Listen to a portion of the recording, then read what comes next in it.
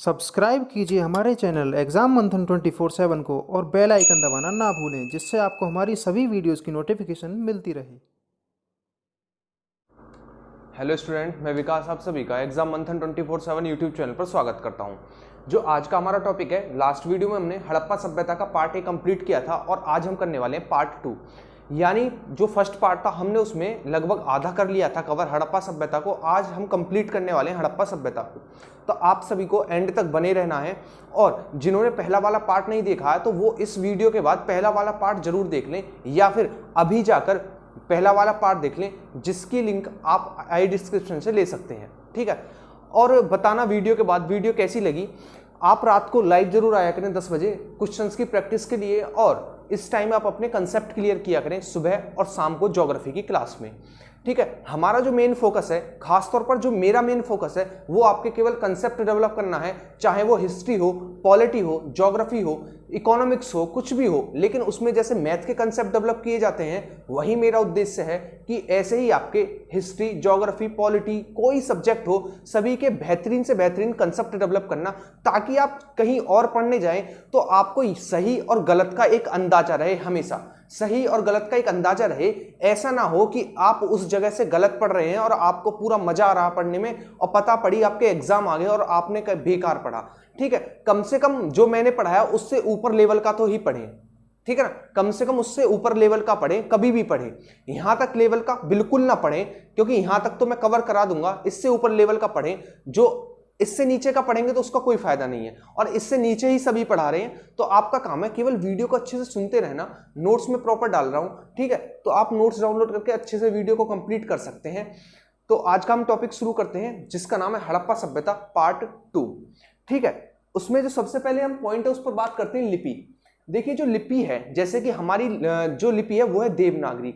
इसी प्रकार जो हड़प्पा सभ्यता की लिपियां हमें देखने को मिलती है, वो कौन कौन सी देखने को मिलती है? वो है हमारी भाव चित्रात्मक, बेस्ट ऑफ फ्रीडम, भाव चित्रात्मक, बेस्ट ऑफ फ्रीडम, हलावर्त, गोमूत्रिका, और हाँ, ये 4 हैं, भाव चित्रात्मक, गोमूत्रिका, हलावर्त और हमारी वेस्ट ऑफ फ्रीडम। ठीक है, जो लिपि हैं उनके जो साक्ष्य हैं वो मोहरों पर देखने को मिलते हैं।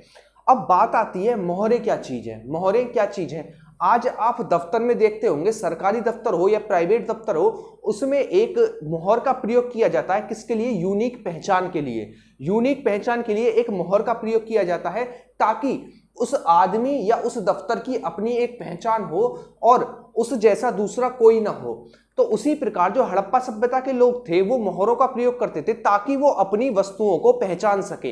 इसके पीछे रीजन ये था, हड़प्पा सभ्यता प्रथम नगरीकृत सभ्यता थी, क्योंकि उनकी वस्तुओं की डिमांड विदेशों में थी। उनकी वस्तुओं की डिमांड विदेशों में थी, इसी कारण हड़प्पा सभ्यता प्रथम नगरीकृत सभ्यता थी। जब विदेशों में डिमांड थी, जब विदेशों में सामान जाएगा तो लोगों को अपनी पहचान के लिए कुछ तो लगाना पड़ेगा। तो वो उस पहचान के लिए जिस चीज का यूज करते थे वो थी मोहर। इसका मतलब जो आज हम मोहर देखने को मिलती है वो किसकी देन है? वो हड़प्पा सभ्यता की देन है। हड़प्पा सभ्यता की देन है। हम उल्टा नहीं बोल सकते कि इस समय की जो मोहर है हमने दी थी हड़प्पा सभ्यता को, ये गलत होगा, क्योंकि हड़प्पा सभ्यता का काल हमारे काल से पहले का रहा है। ठीक है, बोलना यह सही रहेगा कि जो आज की मोहरें हमें देखने को मिलती हैं वो हड़प्पा सभ्यता की देन है। किसकी? हड़प्पा सभ्यता की देन है। ठीक है, हमें कौन कौन सी मोहरें देखने को मिलती हैं? जैसे कि लिपि जो है भाव चित्रात्मक, बेस्ट ऑफ फ्रीडम, गोमूत्रिका और हलावर्त। ठीक है, आइए हम एक को पकड़ लेते हैं, वो है best of freedom. Best of freedom लिपि को समझिए, क्योंकि बेस्ट ऑफ फ्रीडम लिपि का सर्वाधिक प्रयोग किया गया है हड़प्पा सभ्यता में। इसका देखिए, इसका मतलब क्या था? बेस्ट ऑफ फ्रीडम थी क्या? जैसे कि मैंने कहा कि आप मेरा नाम लिखिए, तो मैंने लिखा विकास। ठीक है ना, विकास नाम लिखा अपना, तो मैंने किस प्रकार लिखा? मैंने लिखा बाएं से दाएं, यानी लेफ्ट टू राइट लिखना शुरू किया। कैसे? लेफ्ट टू राइट लिखना शुरू किया। लेकिन जो हड़प्पा सभ्यता की बेस्ट ऑफ फ्रीडम लिपि थी वो देवनागरी की उल्टी थी। कैसी? देवनागरी की उल्टी थी। यानी जो हमारी बेस्ट ऑफ फ्रीडम लिपि थी वो इस प्रकार नहीं, बल्कि इस प्रकार लिखी जाती थी। इस प्रकार लिखी जाती थी। इसका मतलब विकास नाम इस प्रकार लिखा जाएगा। किस प्रकार? इस प्रकार लिखा जाएगा विकास नाम। ठीक है, तो ये थी हमारी कौन सी? वेस्ट ऑफ फ्रीडम लिपि। अगर सर्वाधिक पूछे किस लिपि का प्रयोग किया गया है तो वो है वेस्ट ऑफ फ्रीडम लिपि। कौन सी? वेस्ट ऑफ फ्रीडम लिपि।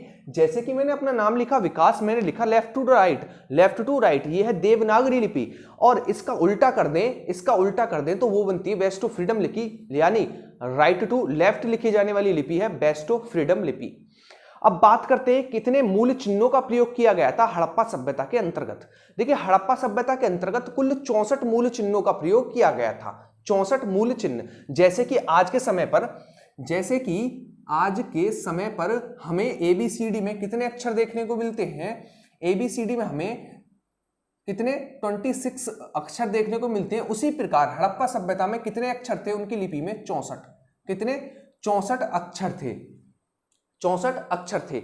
और आज तो हमने लाखों करोड़ों की तादाद में शब्द बना लिए हैं, ठीक है। मैंने अपना नाम लिया, एक शब्द बना, मैंने आपका नाम लिया, दूसरा शब्द बना, ठीक है। हमने दिन में हजारों बात की, हजारों शब्द बने। लेकिन हड़प्पा सभ्यता के लोग इतने विकसित नहीं थे। विकसित थे लेकिन आप ये नहीं कह सकते थे उस समय में हवाई जहाज उड़ा रहे थे। विकसित का मतलब है कि औरों की तुलना में अच्छे थे, औरों की तुलना में अच्छे थे, ना कि इतने विकसित थे कि वो मंगल ग्रह पर पहुंच गए थे, ठीक है। कहने का मतलब आप समझ गए होंगे। विकसित का मतलब है तुलना के रूप में, यानी उस समय के जितने भी प्रजातियां थी, जितने भी हमारी सभ्यताएं थी, उनमें सबसे सुप्रीमम, उनमें सबसे ऊपर थी हड़प्पा सभ्यता। ना कि इतनी विकसित थी कि आप कहने लगो कि चंद्रयान बनाया था, नहीं, ठीक है। तुलना में सबसे बेहतरीन थी, ये हम कह सकते हैं। तो उन्होंने अपने 64 मूल चिन्हों से 500 शब्दों का निर्माण किया। 500 शब्दों का निर्माण किया। 64 मूल चिन्ह, यानी जैसे ABCD में हमारे 26 हैं, उसी प्रकार इनकी जो लिपि थी उसमें 64 शब्द थे और उनसे इनने कितने 500 शब्दों का यूज किया। जैसे मेलुहा, सिंडन, ठीक है ना, मैंने अपना नाम ले दिया। इसी प्रकार के जो शब्द हैं उनका निर्माण किया हड़प्पा सभ्यता के लोगों ने, लगभग 500। और कितने चिन्हों का प्रयोग किया? तो कुल 64 मूल चिन्हों का प्रयोग किया। कितने? 64 मूल चिन्हों का प्रयोग किया, ठीक है। आपको ये लिपि समझ में आ गई होगी, उम्मीद करता हूं। नेक्स्ट हम बात करते हैं अर्थव्यवस्था। अर्थव्यवस्था का मतलब है अर्थ यानी धन से, यानी हड़प्पा सभ्यता के लोग किस प्रकार अपने धन को इकट्ठा करते थे। ना तो उस समय फैक्ट्रियां थी, ना कारखाने थे, ना नौकरियां थी, ठीक है ना। ऐसा तो था नहीं कि वहां उस समय पर नौकरियां बट रही थी, ठीक है, ना ही कोई भर्ती निकल रही थी रेलवे NTPC में, ठीक। तो उन्होंने किस प्रकार अपनी अर्थ यानी धन की व्यवस्था की? उन्होंने अपनी खेती पर डिपेंड हुए। किस पर? खेती और पशुपालन। यदि बात करें मेन फोकस किस पे रहा, तो मेन फोकस हमारा कृषि पर रहा। किस पे? कृषि पर रहा। तो क्वेश्चन पूछा जाएगा तो उन्होंने कौन सी फसल बोई? उन्होंने कौन सी फसल बोई? तो इन्होंने जो फसल बोई वो थी हमारी रबी की फसल। कौन सी? रबी की फसल। देखिए इसके पीछे भी आप रीजन समझिए, रटिए मत, रीजन समझिए कि आखिर रबी की फसल क्यों बोई गई, क्यों उन्होंने खरीफ और जायद की फसलें नहीं बोई, क्यों उन्होंने खरीफ और जायद की फसलें नहीं बोई। रीजन ये था कि जो रबी की फसल होती है, आप सभी को पता है रबी की फसल का सबसे अच्छा एग्जांपल है गेहूं। और गांव के लोग समझ चुके होंगे, गेहूं यानी हमारा जाड़ों में बोए जाने वाला और गर्मियों में काटे जाने वाला। जब जाड़ों में बोया जाएगा तो पानी की आवश्यकता कम पड़ेगी, ठीक है, पानी की आवश्यकता कम पड़ेगी तुलना में किसके? गर्मियों के। जब जाड़ों में बोया जाएगा तो पानी की तुलना कम पड़ेगी, पानी हमें कम लगाना पड़ेगा। यही कारण रहा हड़प्पा सभ्यता के लोगों का, क्यों उन्होंने रबी की फसल इसलिए बोई ताकि उन्हें पानी कम लगाना पड़े, क्योंकि उनके पास ट्यूबवेल नहीं थी, समर नहीं थे, ठीक है। तो उन्हें पानी की आवश्यकता ना पड़े, इसीलिए वो उस समय की फसलें बोते थे जो जाड़ों में हो सकती थी। और हमें पता है जाड़ों में जो फसलें बोई जाती हैं वो कहलाती हैं रबी की फसलें। जैसे कि सरसों, चना, मटर, गेहूं, ये सभी हमारी रबी की फसलें हैं, ठीक है। रबी की फसलें अक्टूबर नवंबर में बोई जाती हैं और अप्रैल मई में काट ली जाती हैं, ठीक है। नेक्स्ट हम बात करें, इन्हें समुद्र का ज्ञान नहीं था। क्यों नहीं था समुद्र का ज्ञान? बात समझिएगा मेरी, ठीक है ना, रीजन समझिएगा। क्योंकि हड़प्पा सभ्यता के लोगों का विकास जो है वो हमें जम्मू कश्मीर इस वाले इलाके में देखने को ज्यादा मिलता है। सिंधु और उसकी सहायक नदियां इस वाले क्षेत्र में बहती हैं और हमें पता है समुद्र हमारा नीचे की ओर पड़ता है, तो इन्हें समुद्र का ज्ञान नहीं था, ठीक है ना, समुद्र तक ये पहुंच ही नहीं पाए थे। यदि बात करें कि समुद्र के रूप में किसे जानते थे, तो समुद्र के रूप में ये केवल सिंधु नदी को जानते थे। इनके लिए यही नदी थी, यही समुद्र था, यही इनकी दुनिया थी, ठीक है ना, क्योंकि इससे इन्हें बांध बनाते थे, इससे अपने खेतों में पानी लगाते थे, इससे इनका जीवन यापन शुरू हो रहा था। इसीलिए एक तरीके से पूजा भी करते थे सिंधु नदी की, ठीक है, क्योंकि इनका जीवन यापन सिंधु नदी पर डिपेंड था। दूसरी हम बात करें कि समुद्र का ज्ञान क्यों नहीं था, क्योंकि ये हमारे जम्मू कश्मीर, गुजरात इस वाले इलाके में रहते थे जहां पर समुद्र की सीमा नहीं लगती। हालांकि गुजरात में लगती है, लेकिन गुजरात तक इनका विकास नहीं हो पाया था इतने अच्छे तरीके से, ठीक है, इतने अच्छे तरीके से नहीं हो पाया था। ज्यादातर जनसंख्या ऊपर वाले क्षेत्र में रहती थी, इसीलिए इन्हें समुद्र का ज्ञान कम था, ठीक है। समुद्र के रूप में किसे जानते थे, तो सिंधु नदी को समुद्र के रूप में जानते थे। जैसे कि आज मैं बात करने लगूं, जैसे कि हम समुद्र को समुद्र के रूप में जानते हैं, आगे चलकर समुद्र से बड़ी भी कोई जगह निकल आए तो हम, जो आने वाली पीढ़ी है वो क्या कहेगी कि हम समुद्र, जो हम है समुद्र को, ठीक है ना, समुद्र के रूप में नहीं जानते थे, ठीक है। तो उसी प्रकार हम कह सकते हैं सिंधु सभ्यता के लोग जो थे वो समुद्र जो मानते थे वो सिंधु नदी को ही मानते थे। नेक्स्ट हम बात करते हैं, देखिए ये पहली कांस्य युगीन सभ्यता थी, ठीक है, पहली कांस्य युगीन सभ्यता थी, लेकिन सर्वाधिक प्रयोग इन्होंने तांबे का किया। बात समझिएगा, पहली कांस्य युगीन सभ्यता कौन सी थी, तो आपका आंसर होगा हड़प्पा सभ्यता या फिर सिंधु सभ्यता या फिर सिंधु घाटी की सभ्यता। पूछे सर्वाधिक प्रयोग किस धातु का किया, तो वो थी हमारी तांबा। इसके पीछे आप रीजन समझिए, देखिएगा आप, जो हमारी, मैं यहां पर लिख देता हूं, 1 मिनट वेट कीजिए आप, ठीक है, यहां पर मैं लिख लेता हूं। देखिए, बात करें सबसे पहले किसकी बात करें, हम कांसे की, किसकी, कांसे की बात करें तो कांसा हमारा किससे मिलकर बना होता है, तांबा प्लस टिन, किससे, तांबा प्लस टिन से मिलकर बना हुआ होता है, ठीक है ना, तांबा प्लस टिन से मिलकर बना हुआ होता है। तांबा भारत में बहुत अधिक मात्रा में होता था उस समय, और अब भी होता है, तांबा भारत में बहुत अधिक मात्रा में होता था, लेकिन जो हमारी टिन थी वो हमें अफगानिस्तान से मंगानी पड़ती थी। कहां से, अफगानिस्तान से मंगानी पड़ती थी हमें टिन। तो यही कारण रहा कि सबसे पहले कांसे का प्रयोग हड़प्पा सभ्यता के लोगों ने ही किया, लेकिन सर्वाधिक नहीं किया। इसके पीछे रीजन ये था, जो इन्हें टिन थी वो अफगानिस्तान से मंगानी पड़ती थी। जब अफगानिस्तान से मंगानी पड़ती थी तो उन्हें महंगी पड़ती थी, इसीलिए कांसे का प्रयोग केवल और केवल महत्वपूर्ण चीजों के लिए करते थे।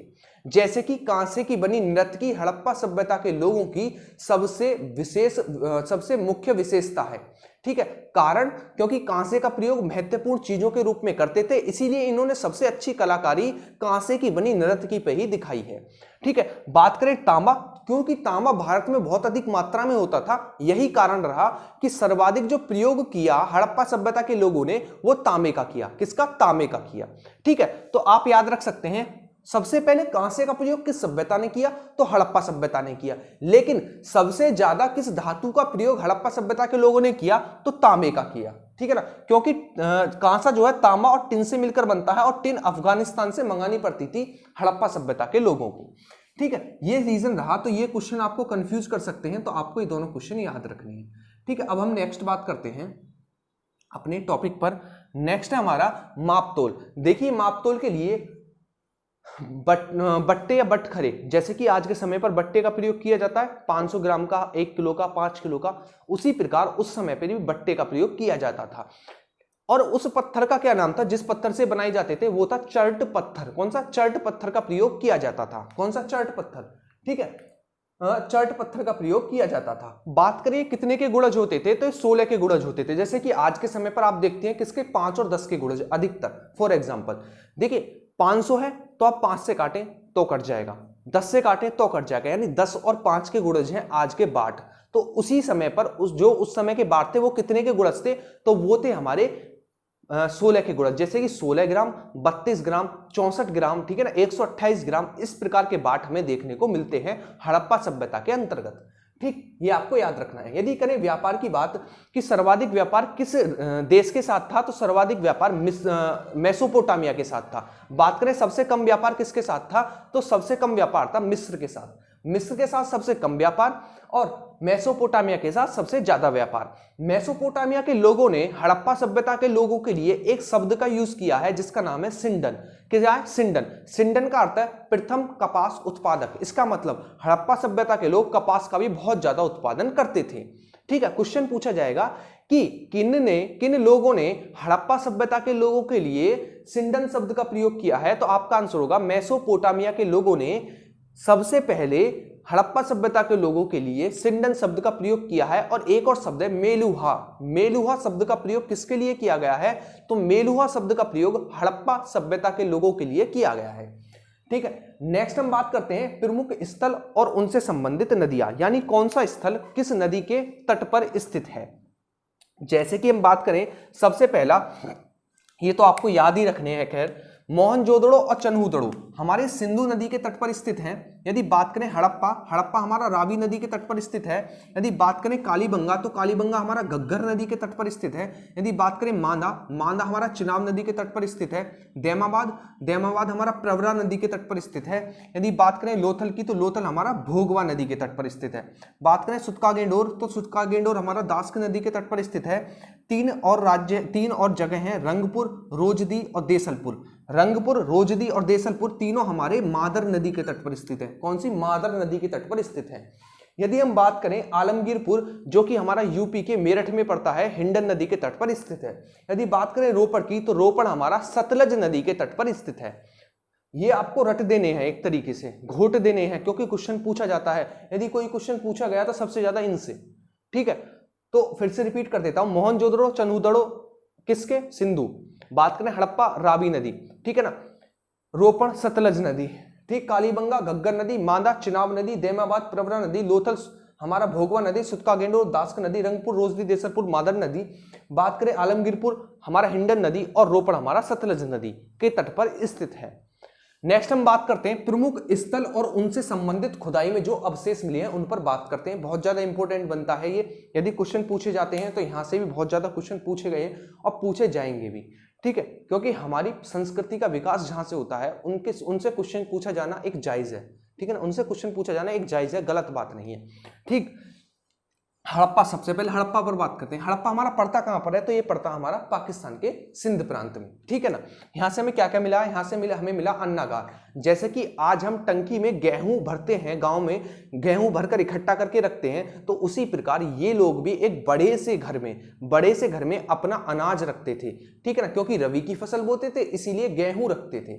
ठीक, तो अन्नागार मिला है। कब्रिस्तान R37 यानी कब्रिस्तान मिला है कहां से? हमें हड़प्पा से। बात करें कांसे का बना दर्पण मिला है और हमें एक कर्मचारी आवास मिला है। जैसे कि आज हम कहते हैं लखनऊ चले जाओ, ठीक है ना, जैसे कि UPSSC का कार्यालय, ठीक, उसी प्रकार ये भी कर्मचारी आवास हमें देखने को मिलते हैं हड़प्पा से। ठीक, हम नेक्स्ट बात करते हैं, वो है मोहनजोदड़ो। मोहनजोदड़ो की खुदाई 1922 में राखलदास बनर्जी के समय हुई थी। किसके समय? राखलदास बनर्जी के समय हुई थी। और यहां से हमें महास्नानागार देखिए, समझिए महास्नानागार क्या था। महास्नानागार का मतलब ये नहीं है कि उसमें स्नान कर रहे हैं, डुबकी लगा रहे हैं, ठीक है ना, और स्विमिंग पूल बना दिया, नहीं। महास्नानागार का मतलब था कि जैसे आज हम नहा धोकर मंदिर पूजा करने जाते हैं, उसी प्रकार हड़प्पा सभ्यता के लोग जब पूजा करने जाते थे तो उस महास्नानागार में नहाकर तब अपने मंदिरों में पूजा करने जाते थे। तो ये यूज था महास्नानागार का। इसका मतलब महास्नानागार एक पवित्र स्थल था, एक पवित्र स्थल था, क्योंकि इसमें नहाकर तब जाते थे कहां पर? पूजा करने के लिए। ठीक है, तो धार्मिक स्थल के रूप में माना जाता है एक महास्नानागार को। ठीक, बात करते हैं पुरोहित आवास। तो पुरोहित आवास आज के समय में यूनिवर्सिटी, ठीक है ना, यूनिवर्सिटी जिस प्रकार आज के समय पर यूज की जाती है, उसी समय पर पुरोहित आवास यूज किया गया है शब्द किसके लिए? हड़प्पा सभ्यता से जो अवशेष प्राप्त हुआ है। नेक्स्ट हम बात करते हैं कांसे की बनी नृत्य की। कांसे की बनी नृत्य की, ठीक है ना, मोहनजोदड़ो की कांसे की बनी नृत्य की मोहनजोदड़ो की सबसे बड़ी विशेषता है पूरे सिंधु सभ्यता की। ठीक है ना, कहां से मिली है? तो वो मिली है मोहनजोदड़ो से। ईंटों का बना भट्टा और सबसे बड़ी ईंट, ठीक है, ये मिली हमें मोहनजोदड़ो से। नई बात करते हैं, वो है कालीबंगा। कालीबंगा की जो खुदाई की थी वो की थी बीबी लाल, BK थापर और अमलानंदन घोष। एक और नाम आपको याद रखना, अमलानंदन घोष। यहां से क्या मिला? यहां पर जुते हुए खेत के साक्ष्य, अलंकृत यानी सजी धजी ईंटों के साक्ष्य, 7 हवन कुंड, चूंकि ईंटों से हवन कुंड बनेंगे इसलिए हवन कुंडों के साथ चावल और सरसों को एक साथ बोने के साथ, आज के समय पर भी बोए जाते हैं चावल के साथ सरसों। और यहां पर नालियां नहीं थी, यहां पर सार्वजनिक नालियां नहीं थी। कहां पर नहीं थी? कालीबंगा में सार्वजनिक नालियां नहीं थी। पूछा जाए कालीबंगा का मतलब क्या होता है, तो कालीबंगा का मतलब होता है काले रंग की चूड़ियां। काले रंग की चूड़ियां मतलब होता है कालीबंगा का। ठीक है, नेक्स्ट हम बात करते हैं चन्हूदड़ो। चन्हूदड़ो से हमें खिलौने में मनका बनाने का कारखाना। खिलौने आप समझ चुके हैं, मनके का मतलब होता है आभूषण, जो स्त्रियां पहनती हैं आभूषण, अंगूठी रही, हार रहा, मंगलसूत्र रहा, ठीक है ना, टीका रहा, जितनी भी ये चीजें हैं हमारी, ये सभी हमें कहां से मिली है? चन्हूदड़ो से बनाने का कारखाना था, ठीक है ना, कारखाना था। नेक्स्ट हम बात करते हैं लोथल। लोथल से हमें विश्व का प्राचीनतम ज्ञात बंदरगाह कहां से मिला है? लोथल गुजरात में पड़ता है, ठीक है। हाथी के बने दांत का पैमाना मिला है और एक आटा, गेहूं पीसने, चावल पीसने की चक्की मिली है, ठीक है। 2 व्यक्ति को एक साथ दफनाने का साक्ष्य, यानी 2 व्यक्तियों को एक साथ दफनाने का साक्ष्य कहां से मिला है? तो वो भी हमें लोथल से मिला है। बात करें पंचतंत्र की कहानी का साक्ष्य हमें कहां से मिला है? तो पंचतंत्र की कहानी का साक्ष्य भी हमें लोथल से मिला है, ठीक है। लोथल हमारा गुजरात में पड़ता है और इसकी खुदाई S.R. राव ने कराई थी, ठीक है ना। चन्हूदड़ो हमारा सिंध प्रांत में पड़ता है। बात करें सुत कोतड़ा, तो सुत कोतड़ा से हमें घोड़े की हड्डी का साक्ष्य मिला है। किसकी? घोड़े की हड्डी का साक्ष्य मिला है। इसका मतलब जो हड़प्पा सभ्यता के लोग थे वो घोड़े भी पालते थे। नेक्स्ट हम बात करते हैं गोलाकार कब्र का साक्ष्य। कैसे? गोलाकार कब्र का साक्ष्य, जैसे कि आज आप देखते हैं कि इस प्रकार कब्र होती है गोल गोल, ठीक है ना, ऊपर से। इस प्रकार की जो कब्र है उसके साक्ष्य हमें कहां से मिले हैं? तो वो मिले हमें सुरकोतड़ा से। बात करें रंगपुर से, तो रंगपुर से हमें चावल के साक्ष्य मिले हैं, बहुत ज्यादा इंपॉर्टेंट है, और रंगपुर हमारा गुजरात में पड़ता है। यदि बात करें रोपड़ हमारा पंजाब में पड़ता है। यहां से हमें मानव के साथ कुत्ते दफनाने के साक्ष्य कहां से मिले हैं? रोपड़ से मिले। मानव के साथ कुत्ते दफनाने के साक्ष्य हमें कहां से मिला है? तो वो मिला है हमें रोपड़ से। यदि बात करें धोलावीरा से, तो धोलावीरा से हमें सबसे बड़ा सैंदव लेख, यानी सबसे बड़ा लिखा हुआ लेख हमें कहां से मिला? धोलावीरा से मिला है। धोलावीरा 3 हिस्सों में बटा हुआ था, लास्ट वीडियो में मैंने बताया था, और यहाँ के लोग सबसे ज्यादा विकसित थे पूरी हड़प्पा सभ्यता में। सबसे ज्यादा विकसित कहाँ के लोग थे? धोलावीरा के लोग थे। ये लोग बांध बनाना जानते थे, ये लोग नदियों पर कंट्रोल करना जानते थे, ये लोग सबसे अच्छी फसलें उगाते थे। कहाँ के? धोलावीरा के लोग, ठीक है ना।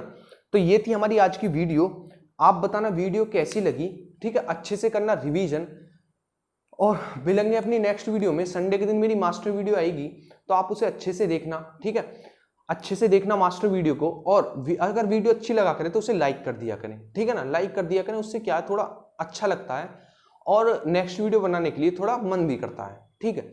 और बताना, कमेंट में बताना कि वीडियो कैसी लगी। नोट्स के लिए आज मैं नोट्स डाल दूंगा, क्योंकि फर्स्ट जो वीडियो थी मेरी वो पार्ट 1 था, तो नोट्स अगर मैं पूरे डाल देता तो सही नहीं लगता, इसलिए मैं आज की वीडियो के बाद पार्ट 1 और पार्ट 2 दोनों के नोट्स डाल दूंगा। तो आप अच्छे से रिवीजन करना और नेक्स्ट वीडियो के लिए वेट करना, अच्छे से रिवीजन करके तब आना, ठीक है। और जितनी मेरी प्रीवियस वीडियो हैं उन्हें भी आप कंप्लीट कर लो एक बार, आपको बहुत ज़्यादा हेल्प मिलने वाली है। यदि आपको कोई भी दिक्कत है तो आप ग्रुप में मैसेज कर सकते हैं, मैं उसका रिप्लाई कर दूंगा। दूसरी बात, कमेंट में मैसेज कर देते हैं तो मैं उस कमेंट में भी रिप्लाई कर दूंगा, ठीक है। तो आप सभी का काम है अच्छे से रिवीजन करना, ठीक, और रात को 10 बजे लाइव आना। जो हमारा टेस्ट चलता है उस टेस्ट को लगाना अच्छे से। क्वेश्चन 25-30 होते हैं, लेकिन जब एंड होता है तो आपके लगभग 150 क्वेश्चन कवर होंगे, ये गारंटी है। तो आइएगा रात 10 बजे लाइव, ताकि आप कंसेप्ट के साथ साथ 1 लीनियर क्वेश्चन भी कवर कर सकें। मिलेंगे नेक्स्ट वीडियो में, तब तक के लिए थैंक यू।